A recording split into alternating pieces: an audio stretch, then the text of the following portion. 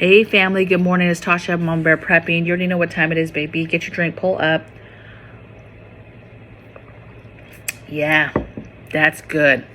I want to talk about something that, I talk about several times on this channel, but I just want to reiterate it because we are very reactive at times. A lot of people do not understand what's going on, do not even understand, like you and I, the importance of preparing and just basic stockpiling, getting a little bit extra. I'm not even talking like through the roof. You've got years and years and years worth of stuff. I'm talking about the average person or family doesn't understand how important it is to have a little bit extra of everything, right? And when I say a little bit extra, I'm talking about like an extra bottle, an extra 2 bottles of stuff, right? Preparing for and having food, preparing and having the ability to make that food when there's no power, having and being ready for the ability to both stockpile water and also making water safe to drink. We've had several situations this year that should give the average family concern that you cannot trust the infrastructure, okay? We've had hacks on the water system. We've had different situations like what's going on in Ohio right now. I mean, that is devastation, and it is not being talked about on the level that it should be, because the concern is not just for that immediate little town. The concern is for neighboring states, okay? So you have several states, counties, cities, runoffs, water runoffs, lakes, streams, rivers, you mention it, and those rivers and streams and lakes, they run into other lakes and streams and rivers. And I mean, the Ohio River runs all the way down to the Mississippi River, okay? I mean, the impact of this and how it could have an impact in water.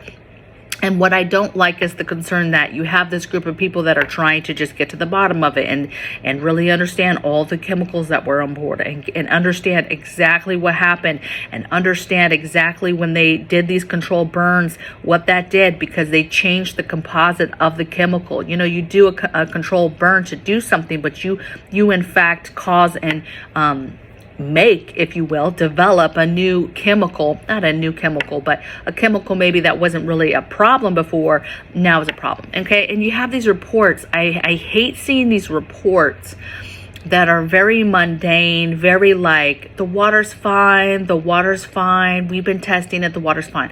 But the thing is if you're not talking about this on a bigger scale, as far as the entire United States, those neighboring states are maybe not on top of it. Now, I'm seeing, some reports of some neighboring states, Kentucky and West Virginia and different places that are talking about they're already on top of the water situation. They're already regulating it. They're already talking to their peers, upstream, if they're seeing anything, and they're staying on top of it. And as a person, just in the, if I just was a regular, believe everything I hear, I'd be like, okay, great. Somebody's on top of this. This is a catastrophic event, but somebody's on top of it, and I can go back to watching kitty cat videos. But the concern is that you should take more concern. You should take more of an active role in ensuring that you and your family are safe. If I'm any of those states, or there's any way that water could make it to me, I am testing my own water. I'm definitely filtering it. I mean, this family, we filter water anyway through charcoal. So any water that comes out of the tap is filtered, and we use that water for coffee, for cooking, for teas, you name it, for drinking, obviously, right? And so the animals drink that water, right? So it's very, very important that you know how to make water safe to drink. Hubby and me, we had a huge conversation about these different chemicals and what could get rid of what. And, a good quality charcoal filter is going to get a lot of these chemicals out, but, you still have taste, you still have other aspects. Simply boiling would not be just something that would just happen unless you were going to boil it to the extent that you're making it distilled water, like you're distilling it. Possibly is doing that, would be able to do that, right, and take out those chemicals, but just merely boiling would not. So I'm interested to just see how these counties, cities, states regulate their water, their waste management, and their water systems, how those play into each other, any kind of runoffs, any kind of, I mean, I'm seeing horrible pictures of how this is affecting, you know, not just the water, but the animals all around, the livestock, the just horrible frogs, fish, lizards, just the whole ecosystem is just getting ate up in that area, right? And you know, if I'm a family that's close by, you know, they evacuated and then they told people it's fine, come back. And you know, my concern is that that stuff is still in the air, and things are different for different things. Things are different than for me, than for bigger animals, for smaller animals, for chickens, let's say. And so my concern would be for just my basic everyday pets and my any kind of livestock I have, and the ecosystem around me, you know, even your plants, your gardens, right? These chemicals, these plumes that are going into the air as stuff gets burned off and then is falling down. It's just a very, very big event that is not really being portrayed as a big event. And so for me, it's just another thing. It's just another pin in it that's just like, look, it is very important that things are going to continue to happen. And it doesn't matter really at the end of the day, the conspiracies and the this and the that, and did they know ahead of time and all this stuff, and did they react the right way? We all know that they do not care. They do not care. I'm not saying that they don't all, that some of them don't care. You know, but I'm telling you right now, you have got to do stuff for yourself. You've got to give your ability yourself to be able to test water, let's say. You've got to be able to have medicines for you and your family to treat different stuff, nausea, vomiting, not feeling well. Same with animals. You've got to have all those medicines yourself to be able to take care of your animals. You have to understand and open your eyes and see what's happening around you and see how that may affect you with wind patterns, with weather, all these things that maybe people in other states are like, wow, that's tragic. And they're not even understanding the implications that that might have for them and their family and their animals and their water and their garden and this and that, right?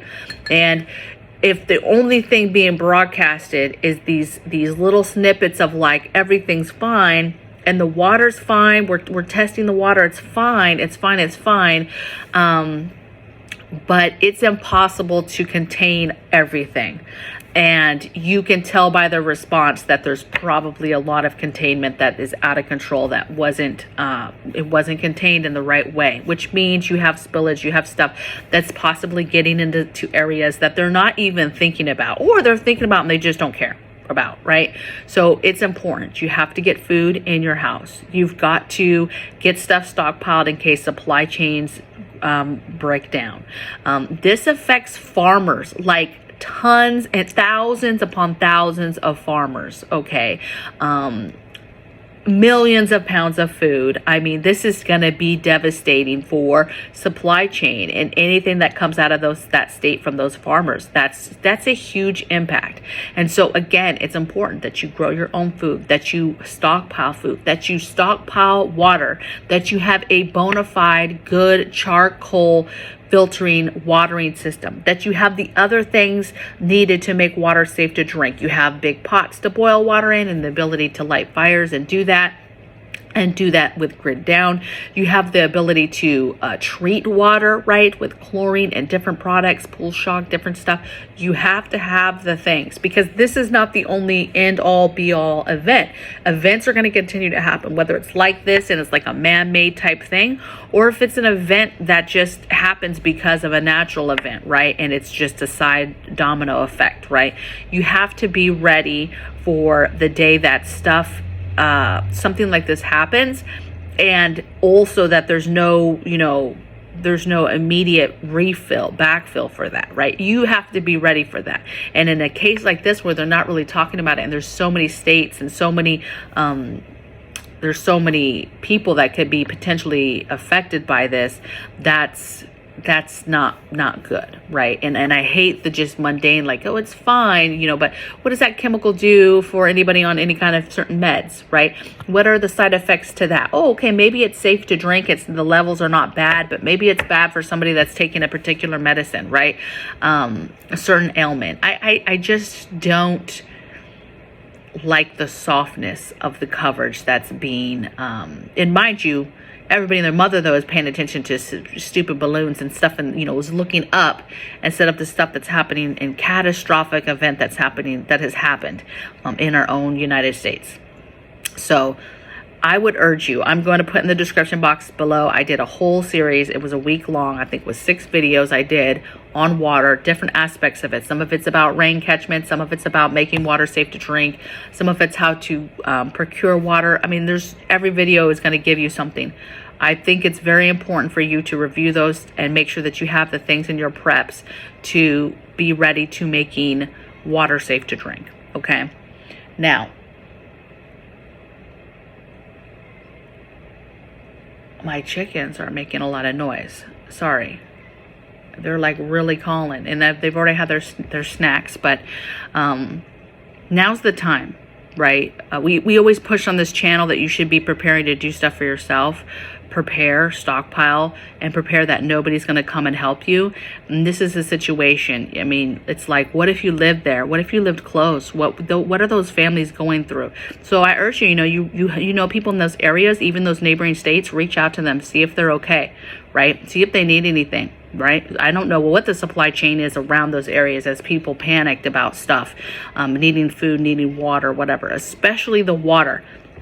Get your water, and do not think it's an issue because you're a couple states away and you're like, oh, it's fine, I'm nowhere close to that. Well, those waters might make it your way, and then all of a sudden it's a problem. Okay, so I will see you guys on tomorrow's video. You guys take care and be well. Bye.